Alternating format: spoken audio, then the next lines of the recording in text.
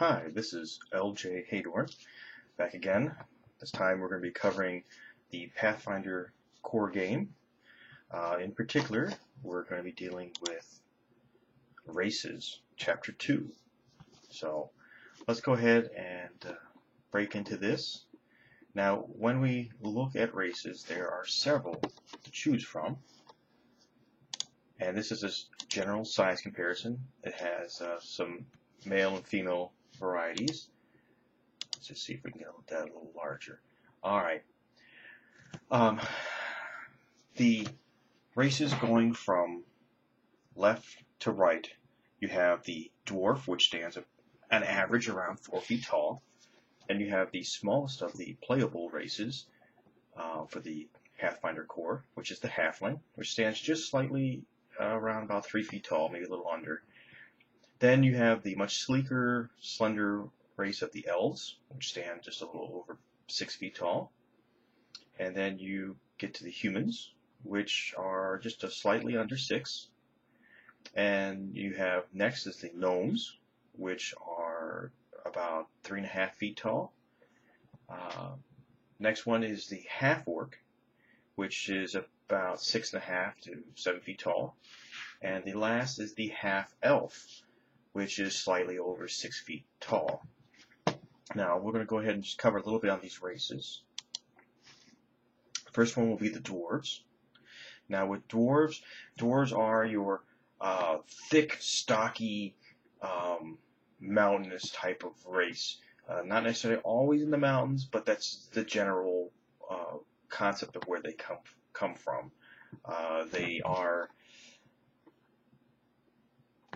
They get bonuses based upon their race. Now, these bonuses are different than the bonuses you would normally start with as a character.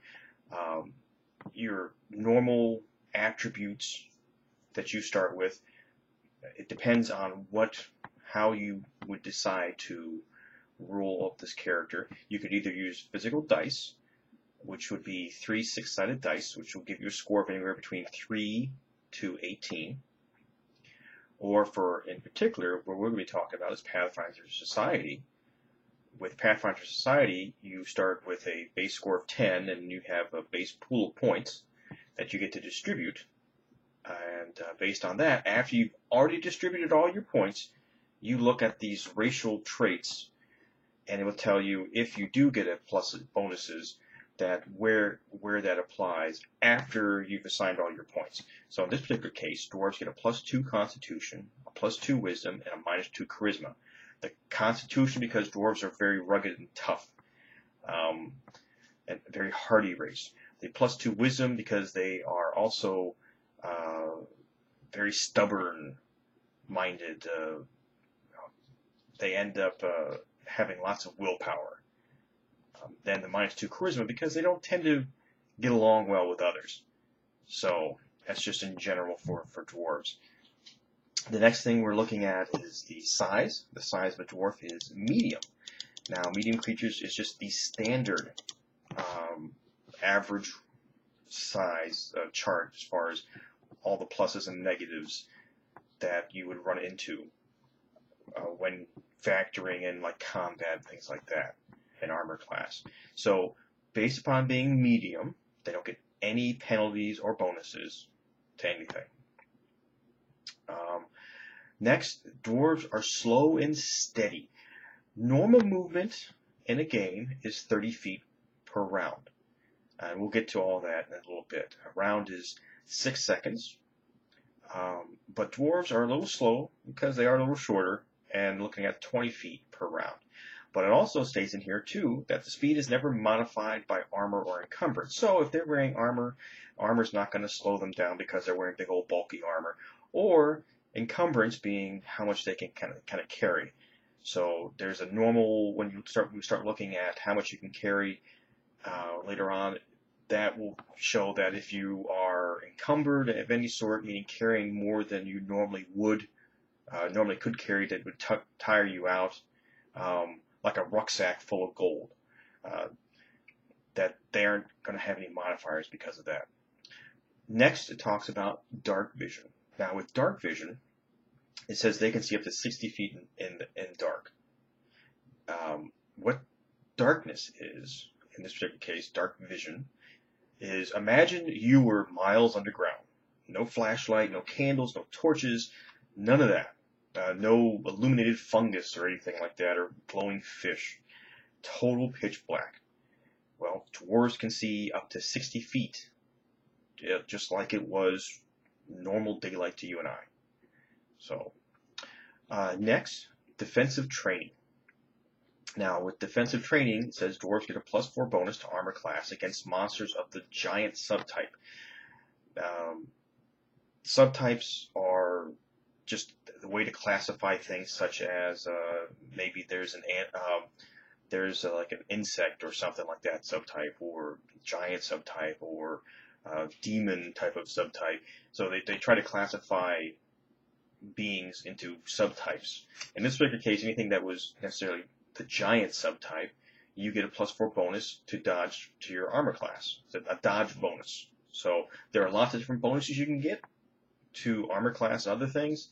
You have to keep track of them, because many times if it's the same type of bonus, in this particular case dodge, they wouldn't stack unless they state otherwise. So if you got a +4 dodge bonus because they were a giant, but you also had something else that gave you a dodge bonus, you get the greatest of the dodge bonuses, but you don't get them combined. So next thing is talking about greed. Greed for dwarves, because of they are so in tune with the earth. They also grow up around a lot of things. In this particular case, they grow up around precious metals, and gemstones. Because of this, they get a +2 racial bonus to the appraised skill. Now, skills we're going to talk about a little bit later, but to this particular skill, it gets a +2 bonus because of the race of dwarf. And it only pertains when determining the price of non-magical goods that contain precious metals and gemstones. So, next, hatred. Now, with hatred, dwarves just do not like orcs and goblinoid subtypes. Because of that, they get a +1 to attack on attack rolls on those creatures. So that's something to keep track of. Normally you put this down in your character sheet. There'd be a little field in there to for little notes of bonuses or penalties that you would get. Next as well, because dwarves are so incredibly hardy, they get a +2 racial bonus on saving throws versus poison spells and spell-like abilities. Now, the saving throws, there's 3 types. We briefly touched on those a little earlier. It was talking about fortitude, reflex, and willpower. And if you happen to get any of those 3 saving throws that you have to make, and it involves either poison spells or spell-like abilities, you get a +2 bonus to make that roll. So if, for instance, a giant scorpion was coming to sting you, that would fall under poison, and it would probably be a fortitude save. Spells, spellcasters casting a spell at you, such as a lightning bolt, and you have to make a reflex save to get out of the way. Well, you get a +2 bonus for that. Or spell-like abilities, such as maybe a dragon has the innate ability to, say, cast fireball. Well, you get a +2 bonus on your reflex save for that. So, next is stability. The dwarves get a +4 bonus to the combat maneuver defense when resisting any bull rush or trip attempt while standing on the ground. So they actually have to be standing on earth of some sort, rock, mud, grass, that type of thing. It's just something that is the ground. A stone, for instance, that all qualifies. And again, it's on their combat maneuver defense, or CMD as it's called, when resisting the bull rush or trip attempt only. So next is the Stone Cunning. Because they are such masters and live around stone in mountains and surrounding regions there, they get a +2 bonus to perception checks to notice anything unusual when it is made in the stone, or the or the ground, such as any sort of hidden doors or traps. And they get it just by passing within 10 feet of it. They don't even have to say, hey, do you know what? I'm looking for a secret entrance, or I'm looking for a trap. Nope. Dwarves are so good at noticing these little changes, little subtle changes. They get a +2 bonus to notice these things just by walking by it, not even looking for it. So most of the time, you would have to say, hey, you know, I'm looking for a trap. I'm looking for a hidden door or a pivoting wall or something like that. But this is what applies to dwarves. Next, the dwarves get what's called weapon familiarity. Dwarves automatically start being proficient no matter what class you choose, such as a wizard. You automatically are proficient with battle axes, heavy picks, and warhammers, and treat any weapon with the word dwarven in its name as a martial weapon. So a dwarven battle axe, dwarven whatever, warhammers or anything like that, treat it as a martial weapon. So it doesn't. A lot of times these things are listed in the exotic weapons. With an exotic weapon, you actually have to pick one item in the exotic category, one particular weapon in the exotic category, and you can train on that weapon. With some of the other weapon categories, they have simple weapons and martial weapons, etc. You get to pick the category, and you get all the weapons listed under that. So, being a dwarf means that any sort of weapon that has dwarven whatever, say dwarven battle axe, automatically falls into the martial weapon category. As well, here, next thing is languages. Dwarves starts with the following languages, Common and Dwarven. In the fantasy world that we're dealing with in particular, Common is the tongue of choice that almost everybody speaks. So, humans, everybody would tend to speak Common. Not necessarily, but more than likely. And it'd be like saying, you know, what do we speak here in America? Well, English. Well, what do they speak over in Europe? Well, they might speak French, but they also might speak American. Or, you know, maybe they're in Spain and they speak Spanish and perhaps American as well. So, or English. Now, English and American are a little different there, but they're very, very, very similar.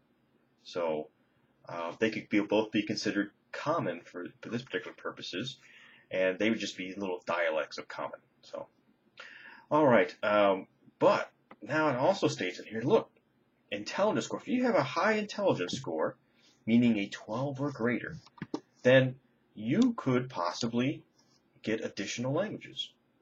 And you would actually get additional languages, would be possibly. Let's take a look here real quick. Now, I briefly just touched on this and just kind of scrolled through this chart. This is back here on Chapter 1. There is a wonderful chart, and the chart is over here on page 17, and it's ability modifiers and bonus spells. But it talks about when we look at the modifier column there, the second one to the left, it talks about a score of 12 through 13 would get you a +1. But that also applies to bonus languages.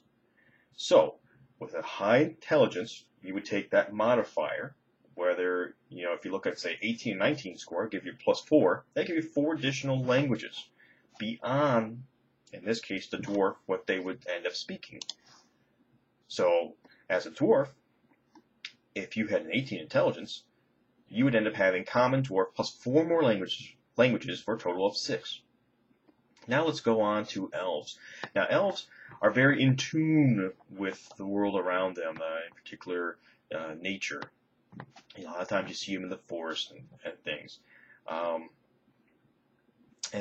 This talks a lot about them. It gives a little bit on their society and things like that. Same thing with the dwarves. Gives you some names to think about, male names or female names. And here we come down to the elven racial traits. Now, with the elves, it says they get a +2 dex, +2 intelligence, and a -2 constitution. Elves are very nimble, so very graceful, and that's why they get the +2 dex. Also, elves, being very long life to them, They are very much creatures of knowledge, so they get a +2 to their intelligence. Next, look at the -2 to Constitution. Well, even though they have long lives to them, they are more focused on their intellect and the artistry and things like that than they would be on having a very thick physique like the dwarves would have. So they tend to be a little more frail and get that -2 to Constitution. Next up on our list, they are also size medium, so no penalties, no bonuses because of their size. They have a base speed of 30. So again, a little faster than a dwarf, but that's the average speed that you'll see of most creatures around let's say the 5 to 7 feet will be about 30 feet. Next, they also have what's called low light vision. Now, low light vision is different than normal vision and much different than dark vision as well. Low light vision actually applies to having some light when it's dark outside and allows them, like for instance, a moonlit night. Well, low light vision works perfectly. So low light vision says they can see twice as far as humans in those dim light conditions. And then there's a whole chapter. You can go to chapter 7 to get a little more on how far you can see. But they would see just like it was daylight to you and I. They would see that at nighttime when there were stars and moon out. So, or candles or torches in a dungeon. That would just barely see. You and I as humans would barely see much of anything there. They would be able to see perfectly fine, like it was well lit. Another thing, elves had certain immunities. They're immune to magic sleep effects. So if you cast some sort of, for instance, the wizard spell Sleep, or you were an enchanted beast with a sleep-like innate power, the elves would be completely immune to it. Also, they get a +2 versus saving throw bonuses versus any sort of enchantment spells and effects. So if there was a charm person cast or maybe a creature that was able to charm creature normally, just innately, then they would get a +2 bonus to save versus that. Just because, again, they are have a long life to them, very intelligent creatures. They see through some of this stuff. You can't possibly break my concentration on this. So next we have Elven Magic. An elf received a +2 bonus on caster level checks made to overcome spell resistance. So what happens is there's creatures that have spell resistances. And the spell resistance, how it works is, if you were to cast a spell on somebody and they had a spell resistance, that means that if their spell resistance was 10, that you would have to, or they would have to roll their spell resistance. And if they were able to roll their spell resistance and it successfully, that spell would absolutely positively not work on them at all. So, and all that's covered in each spell's on whatever classes you are. And it tells you whether or not there is a spell resistance for that. Because some spells don't affect a person or aren't affected by spell resistance. So, but if they did, they get a +2 bonus. Elves do to overcome that. So it's a little harder to resist elves casting these spells. So, or negating those spells. And next thing we have here is they also get a +2 bonus on spellcraft skill to identify the properties of magic items. So if you're using the skill spellcraft to identify a magic item, elves get a +2 bonus to that. Next they have keen senses. They get a +2 bonus to perception skill checks. So again, with the skill check, perception, +2 bonus on everything dealing with perception. just because they're very in tune with their body and their senses. So whether they're feeling something, hearing something, tasting something, whatever, if there's a perception involved, they can get a +2 bonus to it. Weapon familiarity. Elves are proficient with longbows, including the composite longbows. Also long swords, rapiers, and short bows, including composite short bows. Any weapon with the word elven in it is treated as a martial weapon. So, with all the different bows and swords, they know how to use them. Doesn't matter if you're a wizard or a cleric, you automatically know how to use these things because you're an elf. And then again, if there was an elven sword or such, they would treat it as if it was a martial weapon instead of an exotic weapon. So next it talks about the languages. Elves are able to speak Common and Elven.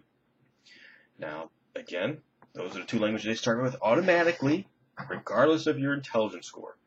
And then it says, based upon high intelligence scores, you can add these additional languages to your already 2 bonus starting languages. So, all right. Next are gnomes. So gnomes are they're really a lot different than the people wearing the little pointy hats in the gardens. They are, I guess, kind of a smattering of almost like a hobbit somewhat, but not quite. They're not quite as necessarily eating everything in the world as hobbits. But they do tend to be very in tune with the environment as well. And it gives you some ideas of, alignments and names and societies. Gnomes are one of the smaller races that you can play in the core rulebook. And gnomes get a +2 to Constitution because they are a very hardy race. They also get a +2 to Charisma checks because gnomes have a lot of personality to them. And the final thing is they get a -2 to Strength because their small little stature, small size, doesn't make them as strong as some of the thicker races like dwarves, for instance. So now gnomes are considered size small.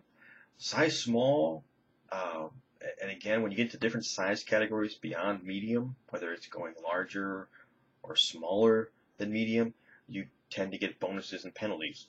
In particular, when dealing with size small creatures, they get a +1 bonus to their armor class. This just stacks right on to everything else when we determine armor class later. A +1 bonus to attack rolls. That just applies to all attack rolls. -1 penalty to their combat maneuver bonus, which we call CMB.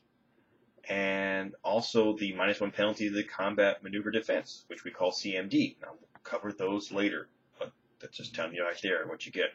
They also get a +4 size bonus on stealth checks.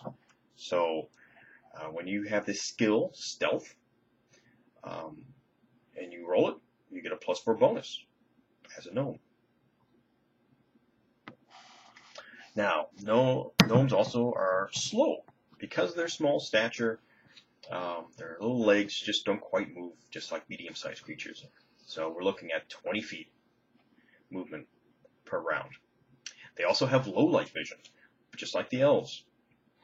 So then they have defensive training. They get a +4 bonus to their armor class versus giant-sized creatures. And again, because of their small stature, and because giants tend to, legends of giants trying to pick up gnomes and things like that and small creatures, they're used to fighting giant subtype creatures. So they get a +4 bonus because of that. It's just innate to a gnome. Also, gnomes have magic innate in them. Add +1 to the DC of any saving throw against illusion spells they cast. So if you have a gnome who casts any sort of spells that are illusion based, and it will say that in spells, then it's a little harder to save versus it. So it's a +1 to the save that the creature has to make. So they have to go one little higher. Also, gnomes with a charisma of 11 or higher also gain the following abilities. It's just innate abilities. You don't have to be a wizard or anything like that to cast these. It's just having a charisma score of 11 or higher. Once per day, dancing lights, ghost sound, prestidigitation, and speak with animals. So these 4 spells, you end up getting, if you have a charisma score of 11 or higher, cast once per day each of these, and that's it. So once you've used it, you have to wait another day before you can get it again. So normally the once a day rule depends on how the game master wants to run it. It could be 24 hours, or it could just be like every start of every morning.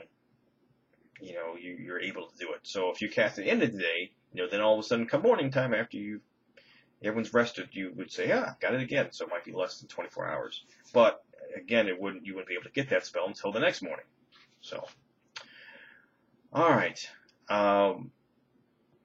Then the cast level of these effects is equal to the gnome's level. So that's when determining making a saving throw versus them. And the DC for this spell is equal to the 10 plus the spell level plus the gnome's charisma modifier. So, all right. Next, we're focusing on hatred. Gnomes hate reptilian and goblinoid subtypes. Just because they fought them, and those creatures have fought the gnomes. Usually hate the gnomes as well. But they get a +1 to attack these creatures. Next, gnomes have illusion resistance. They get a +2 bonus on their saving throws versus illusion spells and effects. So normally these might be like a will save, and you would have to make sure that you either A, know, or B, ask. It's just an illusion spell. Now, illusion spells are going to be, or illusion effects, are going to be things that are not real, such as you see a dragon coming at you and breathing fire down upon you. Well, if maybe the dragon is really tiny, or maybe there's no sound to the dragon, as far as, there's a huge dragon barreling towards us, but I can't hear him even making a footstep. Well, now you might think, you know what, this dragon might not be real, and could very well be an illusion. So you go, you know what, I'm going to try to disbelieve this thing.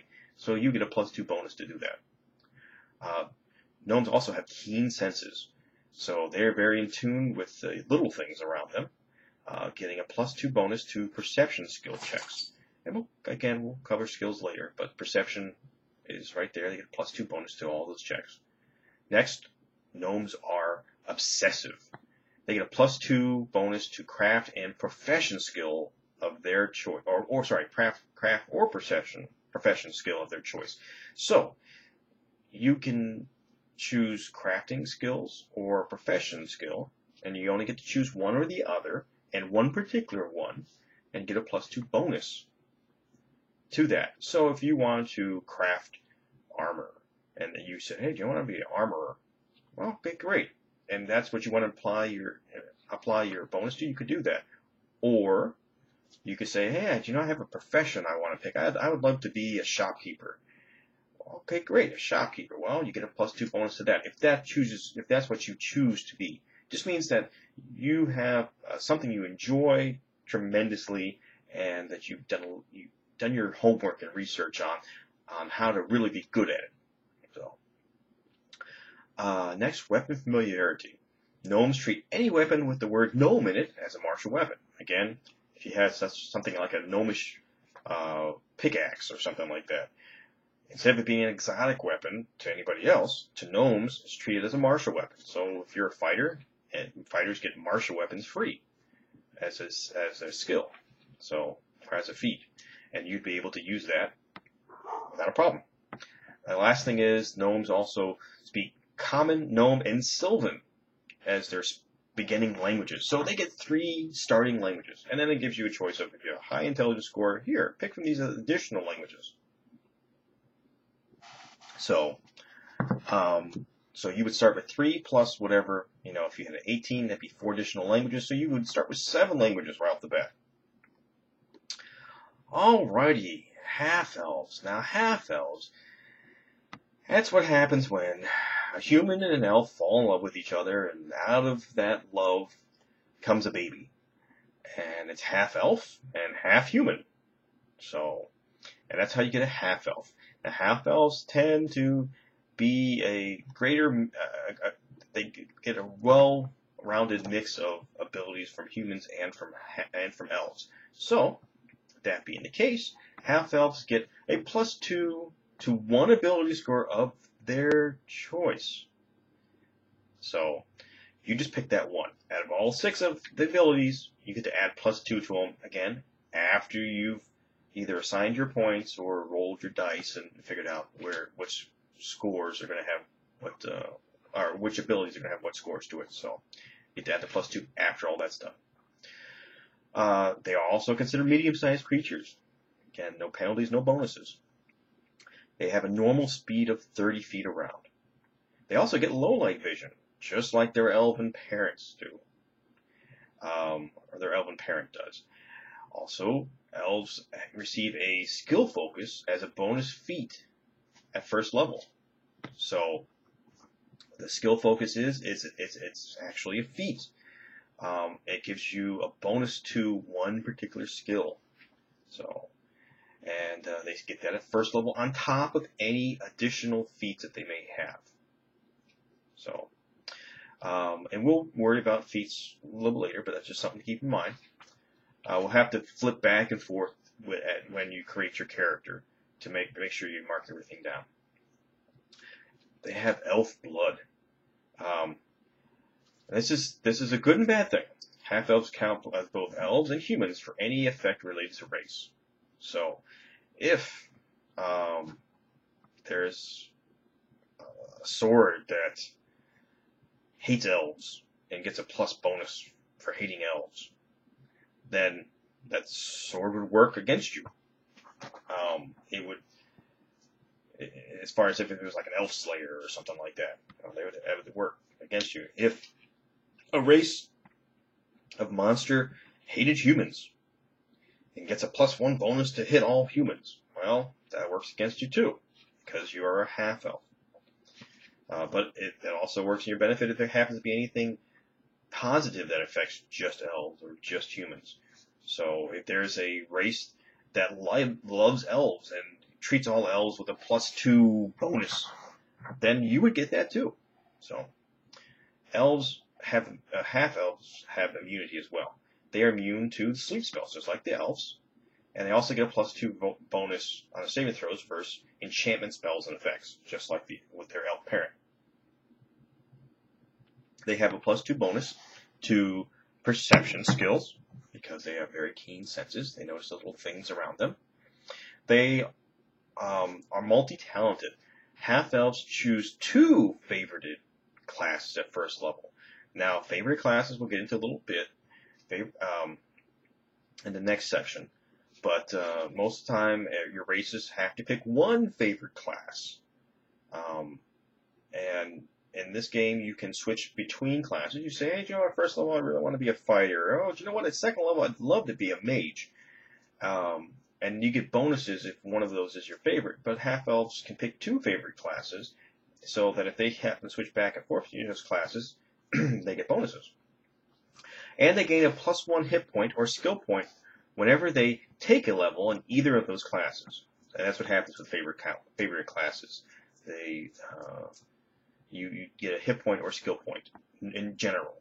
But these, because they have 2 of them, they can, if they switch between these 2 classes, they would end up getting +1 bonus for that.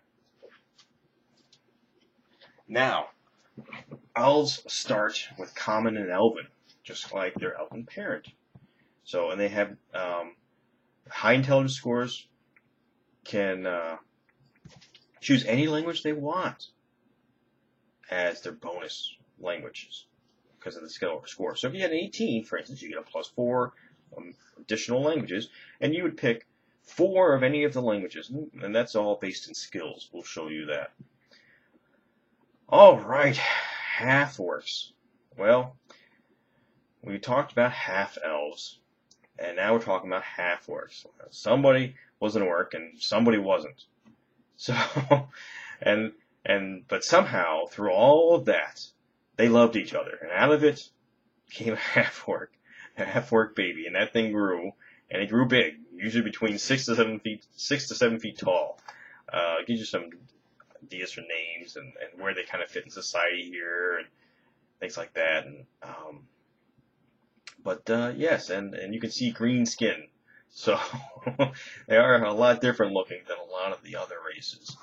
So because of this half-orc, they are treated very much like a half-elf, +2 to 1 ability score. So choose which one.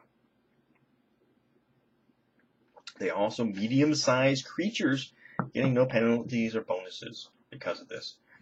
They also move at 30 feet per round. They have dark vision up to 60 feet. They are intimidating.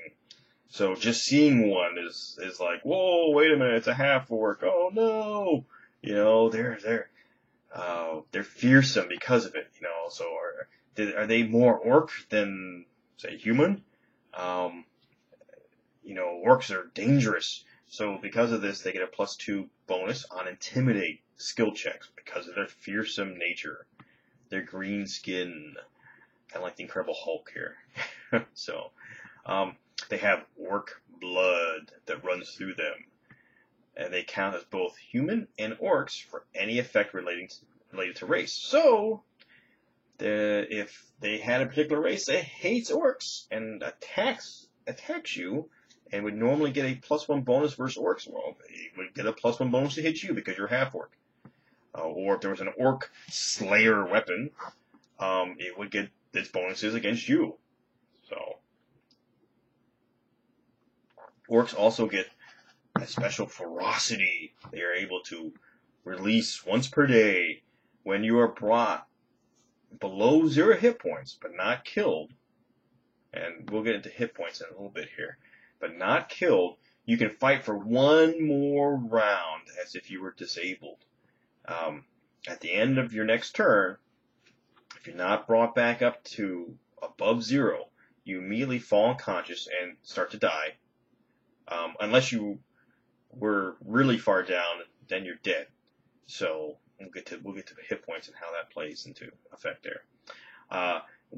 Weapon familiarity. Orcs, half-orcs are proficient with great axes and falchions, and treat any weapon with the word orc as a martial weapon. So, that being the case, you could be a half-orc wizard and be wielding a great axe with no problem without having to pick a great axe as a necessarily weapon. And of course, if it's an orc sword or something like that, it would be treated as a martial weapon. So, languages, they start with both common and half-orc. A high intelligence score, and it shows you the additional languages you could get because of that. Halfling. Halflings are very jovial creatures. They're also the smallest core Pathfinder race you can play. They are very much kind of like the hobbits would be in Lord of the Rings. So, gives you some idea on different race names and things like that, and descriptions and society. Looking at them, they get bonuses based on being a halfling. Because they are very nimble and quick, they get a +2 to dexterity. They are also very charismatic. They love to talk and tell stories and things like that, and they get along well with so many other races. They get a +2 to charisma. Now, unfortunately, they also, because of their small stature and because they're not very thick and brawny, they get a -2 to strength. Halflings are considered small. Being small, just like the gnome, a +1 to armor class, +1 to attack, -1 to combat maneuver bonus and combat maneuver defense, a +4 size bonus on stealth checks. So, They also are slow, only 20 feet around on their speed. Because little legs only get you so far so quickly. They are fearless. They get a +2 bonus on saving throws versus fear. So any sort of effect that is fear, they get a +2 bonus against it. The bonus stacks with the bonus granted by halfling luck. So again, gotta pay attention to that. If there happens to be something like the next thing category down says halfling luck, halfling luck receives a +1 ratio bonus on all saving throws. All right, so right off the bat, your 3 saves, fortitude, willpower, reflex, you get a +1. But if it's fear-based, it'd be the +1 plus the +2 from being fearless. So you'd be +3 versus it. So they also have very keen senses, noticing those little minute details that some of us might otherwise be oblivious to. Because of this, they get a +2 to perception. It's a perception skill. Now, being very nimble as a halfling means that they also get a +2 bonus to acrobatic and climb skills. So just remember that when we get to the skills. I'm going to add those in. Next is weapon familiarity. They're proficient with slings and treat any weapon with the word halfling in it as a martial weapon. So again, whatever class you are, you automatically start with sling as being proficient in it. And any halfling, say a halfling sling staff, is treated as a martial weapon. And they start with common and halfling for the languages, and they get a bonus languages based upon their intelligence scores. Humans. Well, humans are just like you and I. They come in all shapes and sizes and varieties and from all locales across the Pathfinder world. So just look at all the humans that we have in this world and the varieties they come in. Well, that's all the varieties that they come in too when you're thinking about humans in this world. Humans, because you're human, you get a +2 to any one ability score. They are also medium-sized creatures. They have a base movement speed of 30 feet per round. They have a bonus feat because they are human, and this means that you get 1 extra feat at first level. Feats are special things. They're not like skills. These are like superpowers, sort of. Not quite as awesome as a superpower, but they can be pretty awesome for your character when trying to do things in this world. So, but they get 1 bonus on top of anything else you may start with. Also, humans are skilled. Get an additional skill rank at first level, and 1 additional skill rank whenever they gain a level. So when we look at skills, you normally get skill points to spend. And you only get so many based upon what class you pick. Now, certain classes need more skills than other classes, so they get more skill points to start with. Well, as a human, if you're any of these classes, you get 1 extra one every level, even starting at first level. Humans only start with common, and they can choose any language they want as a bonus if they have any additional bonus languages because of their high intelligence. All right. Now, that's it for races. And that will end this particular segment. Next up will be classes.